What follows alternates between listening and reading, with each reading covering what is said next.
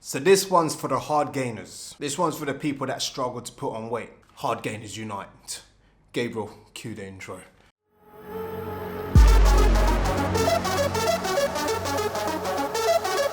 What's going on, Super Saiyans? Gabriel Say, aka The Truth, back with another Teach Me Tuesday. That's what's up. Where do we begin? Personally, I've mentioned it in previous videos, started off very skinny. The year that I started training, I was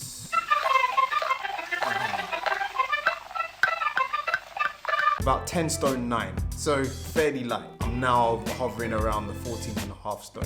So I've made progress. But as I was growing up, putting on weight was a myth. It was tough. But although I mentioned the term hard gainer in the beginning, Hardgainers unite, I'm not a big fan of that term because it's not so much that I was a hard gainer. I didn't eat. And I know some of you are probably watching this and you're probably like, oh, but Gabe, I've been eating loads. I've been eating this. I've been, I'm always eating and, it just the weight doesn't stay on. Let me add to that. I didn't eat enough to counter my fast metabolism for me to be in a calorie surplus. You might be eating a lot, you're not putting on weight, you have to eat more. Simple. Because the term hard gainer then creates a blanket statement which can also be used as an excuse for people who struggle to match up their energy expenditure and their energy intake to then create the surplus. Get what I'm saying? So it's not the fact that you physically can't put on size. And I've always been rubbish at this balance because I've always had a super fast metabolism and I've always struggled with just eating more.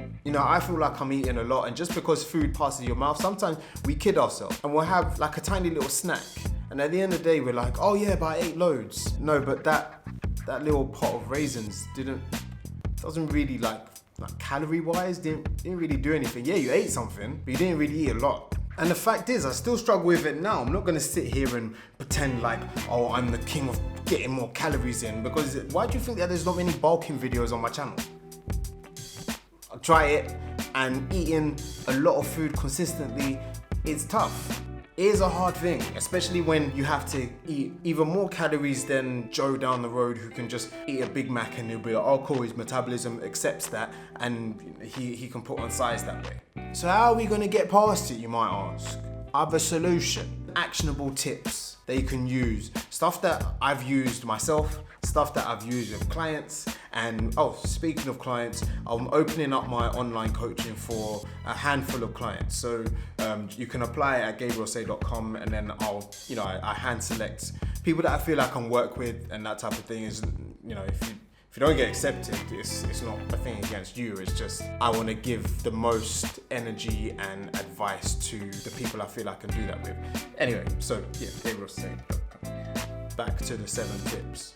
Eating smaller meals.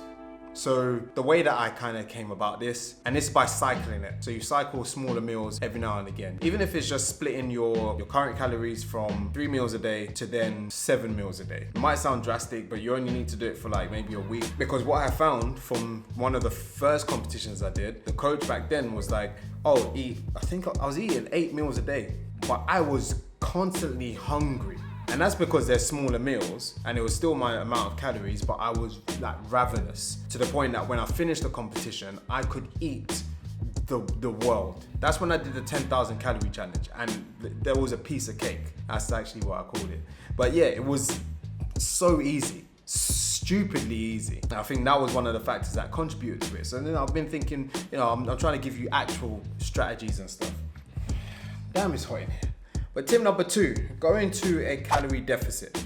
Not a huge amount, maybe 200-300 calories, and then increase the workload. So maybe do an extra couple of sets and kind of force your body to want more food. It creates a reason for you to want to eat. Which takes me on to tip number 3. Once you've done these things and it then puts you into a point where you want to eat more, then slowly add in more calories. Now I'm not talking about drastic things of, double your plate or add a whole nother chicken breast and stuff like that. You do it incrementally and slowly. The same way that I mentioned in cutting down, like losing body fat for a show, is the same way with like bulking and stuff. If you can almost trick your mind into not even thinking that the food's increasing by adding stuff like oils. Oils is a big one, especially if you use like coconut oil or olive oil and stuff like that, because it's so calorie dense, but it's liquid, so you don't even notice it really. You just add 5 mil every week. Add 5 mil. then you'll see that your calories are really stacking up. Then you add maybe another 10 grams of raw weight rice or another 20 grams of potato. And you do that consistently and you'll start to notice that your calories are going up and up and up and your body's just like, yeah, it's the same shit as last week, right? No? You're pulling my leg, mate. You tricked me. And then tip number 4, don't get so caught up on the good food, bad food. The biggest mistake that I make when I go into a bulk is I feel like everything has to be super clean. Yes, you need to have whole foods because that's where you get the most vitamins and minerals and stuff. But if I have 3 or 4 meals which are really, really good, wholesome meals, and then I have 2 meals, one is McDonald's, one is KFC, do not feel guilty for shit. This is my biggest flaw. So this isn't me like just talking out my ass, this is my biggest flaw. And again, with the good food versus bad foods thing, we're kind of like related in a sense, is tip number 5, fiber. So fiber, you need it for good bowel movement, you know, it needs to happen. But what does fiber do?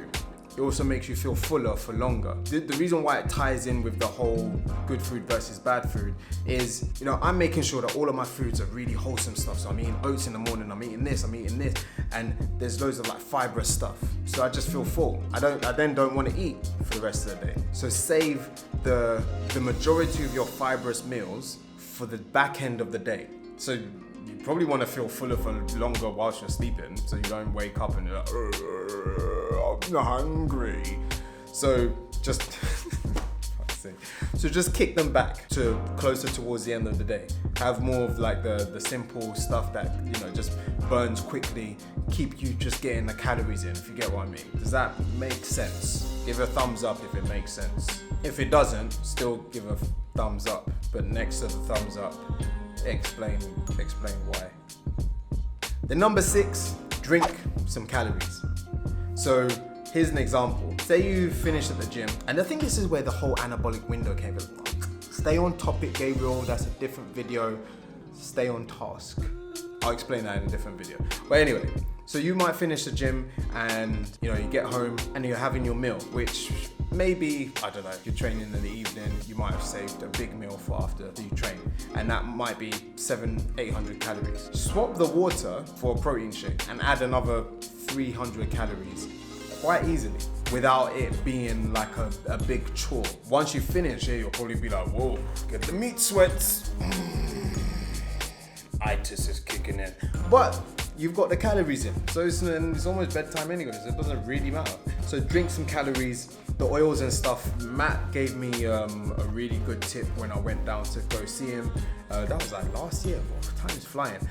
That was before Elijah. I swear it was. Crazy. Anyway, he was saying like add oil and stuff to your protein shakes. Coconut oil, olive oil, it's, just adds more calories. And then finally, tip number 7 is don't skip breakfast. Now, it's not a magical kind of like fat burning guru advice. It's the fact that if I skip breakfast, I can just not eat for like the whole day and I'll feel fine. It's a weird one. It's weird. I don't really understand why, because like you're trying to eat more, you're already burning a lot of energy and you need to get more in, but you skip breakfast and you just can go the whole day without it. It's weird, but it's true. And most of you will probably, I'll guarantee most of you are probably like nodding your head like, yeah, if I don't eat for like 4 hours, I'll just be like, yeah, I'm cool. Your body just adapts to it. You eat breakfast, you get that ball rolling. You start getting more calories in. Start getting your calories in from early. Give yourself a longer window.